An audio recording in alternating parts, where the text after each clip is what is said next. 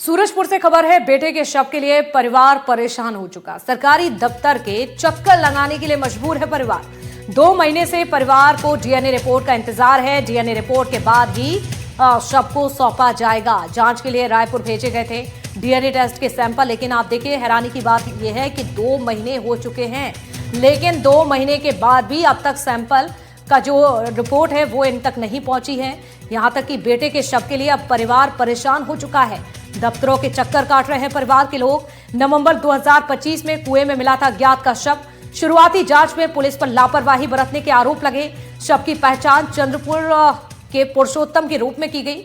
2 दिन बाद पुरुषोत्तम नाम का शव जिंदा लौट आया था, इसीलिए यहां पर लापरवाही मानी जा रही है। हालांकि अब परिवार भी परेशान हो चुका है। ये मानपुर में कुआं में एक डेड बॉडी मिली थी और जिसको चंद्रपुर गांव के कुछ लोगों ने अपने परिजन का होने का दावा किया था, तो पुलिस ने उनको बॉडी सौंपी थी। तो खोजबीन पर बाद में पता चला कि एक अन्य व्यक्ति जो लापता था, वहीं का मानपुर का ही, उसकी वो डेड बॉडी होने की शिनाख्त की उसके घर वालों ने। तो अब उसकी पुख्ता शिनाख्त के लिए उसका ब्लड सैंपल का डीएनए परीक्षण के लिए गया हुआ है और फोरेंसिक लेबोरेटरी से वो परीक्षण होकर अभी आया नहीं है। ये स्थिति है अभी। सूरजपुर पुलिस की गलत शिनाख्ती का खामियाजा एक दिव्यांग पिता और घरों में काम करने वाली, मजदूरी का काम करने वाली जो माँ है वो भुगत रही है और वो दफ्तरों के चक्कर लगा रही है ताकि उसके बेटे की सही शिनाख्ती हो जाए, उसको कब्र से निकाला जाए और ये अंतिम संस्कार की प्रक्रिया पूरी हो जाए। मामला ये है कि 1 नवंबर को एक बॉडी रिंग रोड किनारे मिली थी और जिसे पुलिस ने गलत शिनाख्ती कर एक चंद्रपुर के व्यक्ति के रूप में उसकी पहचान की, लेकिन वही व्यक्ति जब उसका अंतिम संस्कार हो रहा था तो वो लौटकर जिंदा आ गया। ऐसे में पुलिस ने तब तक उस बॉडी को दफन कर दिया था और जब ये माता पिता ने अपने बच्चे के रूप में उसकी पहचान की तो पुलिस का कहना अब ये है कि डीएनए रिपोर्ट आ जाए। आप देख सकते हैं कि ये जो दिव्यांग पिता है, जो माँ है, उनका ये घर है। इस घर से आप इनकी हालत का अंदाज़ा लगा सकते हैं। घरों में काम करने वाली मजदूरी जो लगातार 2 महीनों से एसपी ऑफिस और थाने के चक्कर लगा रहे हैं ताकि इनके बेटे की जो शव है वो कब्र से निकाला जाए, उसका अंतिम संस्कार ये कर दें।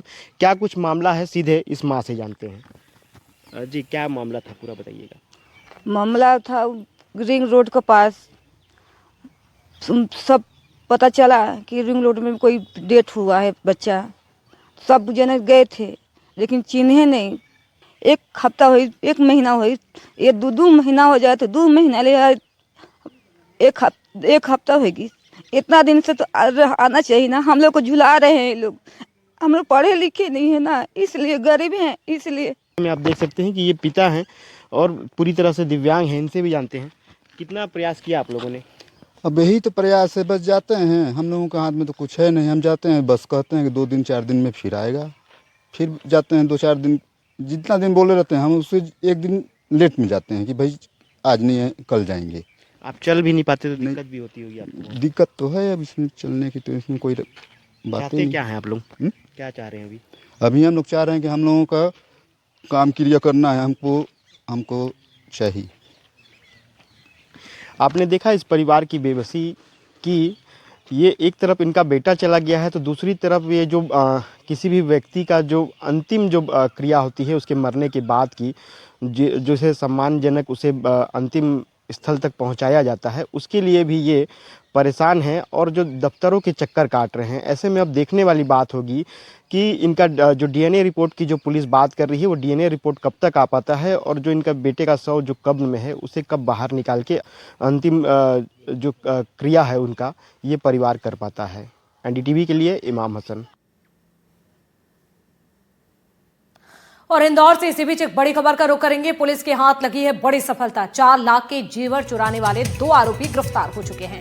शादी में दरअसल मेहमान बनकर ये दोनों ही आरोपी घुसते हैं।